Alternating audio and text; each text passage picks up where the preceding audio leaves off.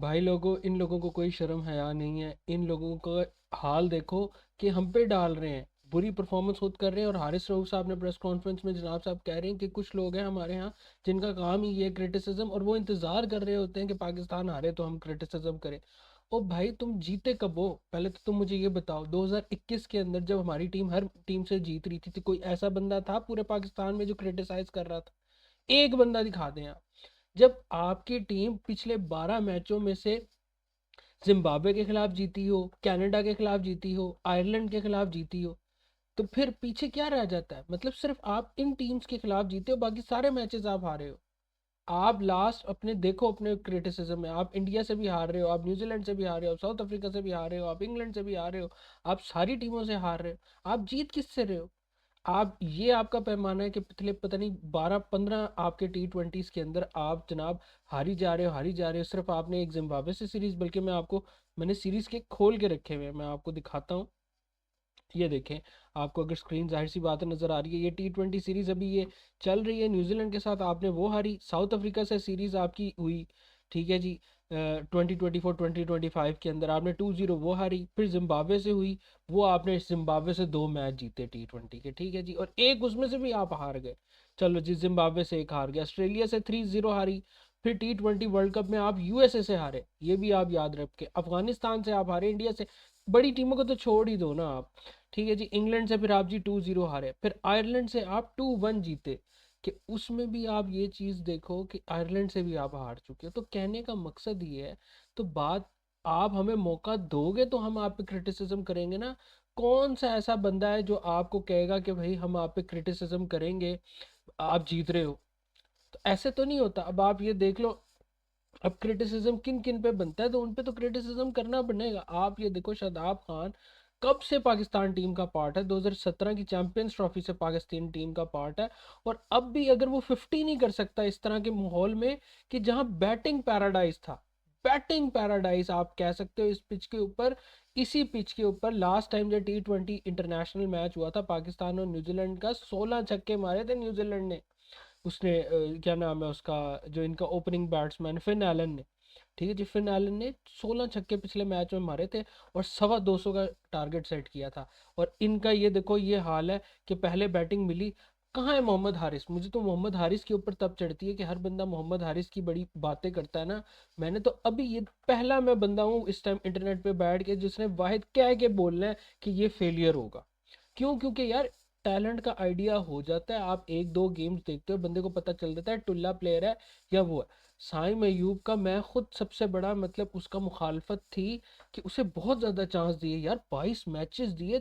उसका तो 23वें 24वें मैचेस में जाके उसने अपना पहला परफॉर्मेंस दी अच्छी। लेकिन साइम अयूब और हारिस जैसे प्लेयर के अंदर मेन फ़र्क ये है कि साइम अयूब का फुटवर्क ठीक था, उसकी टेक्निक अच्छी थी। उसके रन्स बेशक बल्ले पे नहीं आए, उसने 24वें इनिंग्स में जाके उसने स्कोर किया है। लेकिन एक भी बंदा उसकी टेक्निक के ऊपर क्रिटिसिज्म नहीं कर सकता कि यार उसका, यानी कि फ्रंट फुट अच्छा नहीं होता, कि बैक फुट की शॉट वो कहाँ खेलता है। हाँ, शुरू में उसने गलतियां की हैं कि मतलब ऑफ साइड पे बॉल आ रही है वो लेग साइड पे मार रहा है, लेग साइड पे बॉल आ रही है वो ऑफ साइड ऑन साइड पे मारने की कोशिश कर रहा है, ये उसने गलतियां की हैं। लेकिन ये है कि उसको 24 मैचेस का उसको अंदर मिला है। खैर, इसके ऊपर भी मेरा क्रिटिसिज्म हुआ था कि यार इतने ज़्यादा उसको मैचेस दे दिए थे, मेरे ख्याल से 10 मैचेस भी मोर देन इनफ थे। लेकिन बात ये है कि भाई मोहम्मद हारिस का मैं आपको अभी लिख के देता हूँ, ये टुल्ला प्लेयर है। और ये मैक्सिमम ना 5 में से एक मैच में चल जाएगा। और ये तो मैं आपको देखने वाले को भी कह सकता हूँ कि आप भी अगर गली क्रिकेट खेलते हो तो आप भी चल जाओ। और फिर एक और बात मैं लाजमी इस वीडियो में करना चाहूँगा कि हम लोग ये चीज़ अक्सर समझते हैं कि हमारी टीम जो हार रही है ना, उसकी मेन वजह जो है वो क्या है? वो हमारी बैटिंग है। भाई बैटिंग तो चलो मान लिया है, लेकिन यार हमने जो माजी के अंदर मैचेस अपने जीते हैं ना, आप हमारी लेगेसी जीत लो, हमने फास्ट बॉलिंग से मैचेस जीते हैं। अब आपका जो प्रीमियम फास्ट बॉलर, अब आप ये देखें इसने कितने स्कोर आज के मैच में खाए? इसने आज 26 स्कोर खा लिया एक ओवर में। पहला ओवर इसने मेडन किया है, लेकिन जब इसको मार पड़ती है पता नहीं इसका दिमाग क्यों आउट हो जाता है। मोहम्मद हारिस ने खुद डोमेस्टिक के अंदर ये बात बोली हुई है कि शाहीन को आप एक छक्का मारो या दो छक्के मारो या दो बाउंड्रीज मारो ना, ये पागल हो जाता है। और ये वाकई है। इसको जब एक दफा छक्का या दो पड़ता है ये अपनी लाइन लेंथ ही भूल जाता है। तो कैसे प्रीमियम फास्ट बॉलर हो, कब हम वो बाउंड्री लाइन ड्रॉ करेंगे कि भाई हमने शाहीन शाह अफरीदी को भी एक हद तक चांस देना है, उसके बाद इसको भी अब आप कर दो। जहां आपने बाबर को रिजवान को निकाल दिया, आप फिर इसको भी निकालो। फिर आपने यंग टीम ही खिलानी है तो फिर आप उसमें भी बॉलिंग में भी फिर आप यंग टीम खिला लो। बात यह है कि आपकी टीम आपकी बॉलिंग की वजह से जीतती है और हमारे बॉलर्स ही परफॉर्म नहीं कर रहे। अच्छा, फिर मैं आपको एक और चीज़ इंटरेस्टिंग सी बात बताऊं। लास्ट जो T20 मैच हुआ था पाकिस्तान और न्यूजीलैंड का इसी ग्राउंड के ऊपर, उसके ऊपर पता है क्या बात हुई थी इंटरेस्टिंग? जो सबसे इकोनॉमिकल बॉलर्स थे ना, जिसमें पाकिस्तान ने को सबसे 250 स्कोर न्यूजीलैंड ने मारा था, 16 छक्के फिनाले ने मारे थे, उसमें से जो दो मोस्ट इकोनॉमिकल बॉलर थे, एक था मोहम्मद वसीम जूनियर और एक और था, वो दोनों ही इस मैच में मौजूद नहीं थे। और जिनको फेंटी पड़ी थी वो ये हारिस रऊफ और शाहीन शाह अफरीदी, वो यही मैच खेल रहे। अब जैसे अब ये देखो, ये भी सारी लिखी हुई है कि बाबर और रिजवान जो है वो मतलब ये जो स्टेटमेंट आप पढ़ रहे हैं इस टाइम, इसमें भी ये लिखा कि यार बाबर और रिजवान यूएसए के खिलाफ थे तो मैच हारे थे। तो मतलब अब आप यंगस्टर्स को भी चांस दो। भाई यंगस्टर्स के ऊपर क्रिटिसिज्म करने की कोई वो तुक नहीं बन रही। बात यह है कि जो आपके मंजे हुए खिलाड़ी हैं, मोहम्मद हारिस है, शादाब खान है, बल्कि मैं प्लेइंग 11 साथ खोल के आप लोगों को दिखाता हूँ ना। अब देखो, मोहम्मद हारिस है, शादाब खान है, ठीक है, फिर खुशदिल शाह है, और फिर इसके अलावा शाहीन शाह अफरीदी है। इनके ऊपर क्रिटिसिज्म बनता है कि एज अ सीनियर प्लेयर इन चीज़ों इनको लीड करना चाहिए फ्रॉम द फ्रंट, ठीक है, टुवर्ड्स पॉजिटिव साइड। लेकिन इनकी कोई कंट्रीब्यूशन ही नहीं आ रही। अब आप देखो, शाहीन शाह अफरीदी इतना सीनियर प्लेयर होके जहादात खान ऊपर क्यों जा रहा है? शाहीन को चार्ज लेना चाहिए ना। पीएसएल के अंदर तो बड़ी ये दिलेरी से जनाब साहब ऊपर आके इसने छक्के छक्के मारे थे, मुल्तान सुल्तान के खिलाफ जो फाइनल था, और वहां पे जनाब मैच साइड पे कर दिया था। तो ये बड़ा डिफरेंस है, मुझे तो बिल्कुल समझ नहीं आती है। मीम्स भी चलना शुरू हो गए हैं कि शुक्र है विकेट आ गए, वरना भाई के शाटे मुंह में आ गए थे और इसके साथ हमारे भी शार्ट होने वाले थे। तो मतलब पता नहीं है कॉन्टेक्स्ट क्या था। खैर मेन ये है कि भाई उन्होंने आपकी सही धुलाई की है। शेम ऑन पाकिस्तान क्रिकेट कि किस तरह से पाकिस्तान क्रिकेट का जो है ना एक किस्म का जनाजा निकलता जा रहा है, और इनको अभी भी समझ नहीं आ रही। मेरा कहने का ये है कि जो आपका स्ट्रॉन्ग पॉइंट है ना, आप अपने स्ट्रॉन्ग पॉइंट को नहीं छोड़ते, और जो आपके वीक जोन्स है उसके अंदर चेंजेस करते हो। अब हमारे जो स्ट्रॉन्गेस्ट पॉइंट था वो हमारी कौम के लिए तो बाबर और रिजवान की क्रिटिसिज्म था, लेकिन बात ये थी जो 250 वाला मैच भी था उसके अंदर भी पाकिस्तान ने 180 जो स्कोर तकरीबन एक मारा था, वो बाबर ने स्कोर मारा था, पता नहीं 38 बॉलों पे 58 समथिंग मारा था।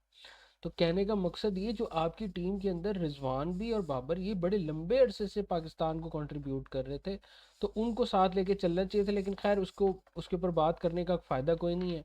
लेकिन अब आप 2 मैच हार गए हैं, 3 मैच रह गए हैं, और इसका भी रिजल्ट यही होगा कि एक आध टुल्ला चलेगा इनके प्लेयर्स के अंदर में से, कोई एक टुल्ला चल जाएगा और शायद एक मैच पाकिस्तान जीत जाए। वैसे उम्मीद मुझे एक की भी नहीं नज़र आ रही, लेकिन शायद एक जीत जाए। और फिर ये फिर सलमान अली आगा कहते हैं कि it was a better game than the last game, a lot of positive but obviously some work to do.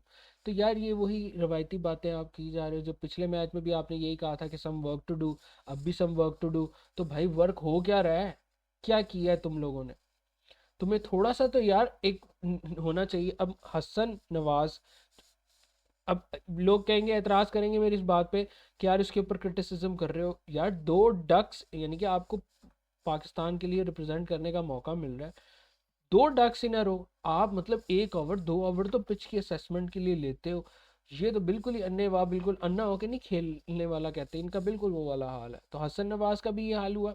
फिर अब्दुल समद का तो मुझे सबसे ज़्यादा होता है कि लोग इसको बड़ा हाईली रेट करते हैं। T20 के अंदर डोमेस्टिक में इसकी 150 नहीं है, तो किस बेस पे इसको यार नेशनल टीम के अंदर रखा है? मुझे ये तो बताओ कौन सा बेस था जिसकी बेस पे T20 के अंदर आप इसको इंक्लूड कर रहे हो, जबकि डोमेस्टिक के अंदर अब्दुल समद की 150 नहीं है। अब इसके पीछे कोई जवाब रहता है? यानी कि बिल्कुल दिमाग खराब। और जो लोग परफॉर्मेंस पे परफॉर्मेंस परफॉर्मेंस पे परफॉर्मेंस, अब इसकी एक और मैं आपको सबसे बड़ी मिसाल दूं, साहबजादा फरहान है ना, 2021 से 22 का आप डोमेस्टिक का सीजन उठा लें, 22 से 23 का उठा लें, 23 से 24 का उठा लें, उस बंदे ने लगातार 3-4 सीजन के अंदर आउट क्लास परफॉर्मेंस दी। अब साहबजादा फरहान इस तरह की रेकलेस शॉट मार के आउट होगा ना, तो हम ये कहेंगे कि यार चलो कोई बात नहीं, 5 मैचेस आप दे दो। उसने अगले ने 4 साल लगातार डोमेस्टिक के अंदर स्कोर किए हैं, डोमिनेट किए हैं डोमेस्टिक क्रिकेट में। और अगर हम उसको 4 या 5 मैचेस दे देते हैं, उसने 4 साल किए तो कोई बात नहीं, इतना बनता है। अब एक ऐसा बंदा है जिसकी डोमेस्टिक में 150 ना हो, उसको आप नेशनल लेवल पे कैप दे रहे हो और उससे आप एक्सपेक्ट कर रहे हो, तो फिर हमारी गलती है ना, कि हम जो कैप देने वाले हैं, उनकी गलती है। उस्मान खान डोमेस्टिक के अंदर हर जगह परफॉर्म करता है, पीएसएल के सबसे ज्यादा सेंचुरियां उसने खड़का दी हैं। उसको आप टीम के साथ ले फिर रहे हो, उसको आप चांस नहीं दे रहे हो। तो उसको चांस दो ना यार, जब उसको चांस देने के लिए नहीं रखा, तो फिर किस लिए रखा है उसको? फिर बेच दो। पता नहीं कौन सी इंप्रूवमेंट कर रहे हैं Salman Ali Agha as a captain. तो इसने आज इंप्रूव किया है गेम के अंदर, गेम अवेयरनेस थोड़ी सी हुई है। लेकिन एक टाइम पे मुझे यही लग रहा था कि हम लोगों के ऊपर ये इल्ज़ाम आता ना कि हम 20 ओवर पूरा नहीं खेल पाते, तो भाई ये तो 15 ओवर भी पूरा नहीं खेल पा रहे थे। ये सिचुएशन इनकी हुई हुई थी। अब यही शाहीन शाह अफरीदी का पहला ओवर था, मेडन हुआ, और उसके बाद मोहम्मद मोहम्मद अली के ऊपर भी यार इतनी बड़ी हैरानगी हो रही है कि इतनी मेहनत करके आपको नेशनल टीम के अंदर मिलता है, आप एकदम ही बिल्कुल फारग हो जाते हो जब आपको कोई छक्का छुक्का पड़ता है। 18 स्कोर उसने खाया, और उसके बाद फिर 26 स्कोर शाहीन शाह अफरीदी ने खाया। ये पहले 3 ओवरों के अंदर 44 स्कोर मारा। किन्होंने? जनाब साहब न्यूजीलैंड।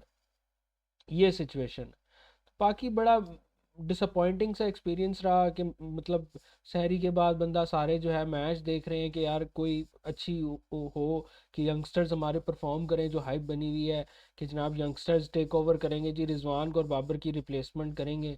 तो कोई स्पार्क अनफॉर्चुनेटली कहीं से कुछ नज़र नहीं आ रहा, कोई अच्छे साइंस नज़र नहीं आ रहे कि यार ये लोग, इनके अंदर कैलिबर है। बाकी ब्रेसवेल कप्तानी अच्छी कर रहा है, उसने जो आज क्या नाम है वो लिया, बड़ा ज़बरदस्त किस्म का इसने आज रिव्यू लिया, जिसके ऊपर इरफान खान ने आज आई थिंक आउट हुआ, स्लिप स्लिप पे आउट हुआ था।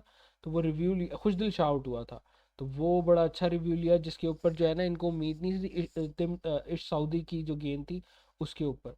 तो सलमान अली आगा की बात हो गई कि उसने अच्छा 46 किया, लेकिन पाकिस्तान टीम के ऊपर बहुत बड़ा क्वेश्चन मार्क है, स्पेशली बॉलिंग के अंदर, कि यार ये किस तरह से लेके चलेंगे, किस तरह से यार अपने आप को मतलब बदनाम ही करने पे तुली हुई है पूरी कौम के आगे कि यार देखो पाकिस्तान।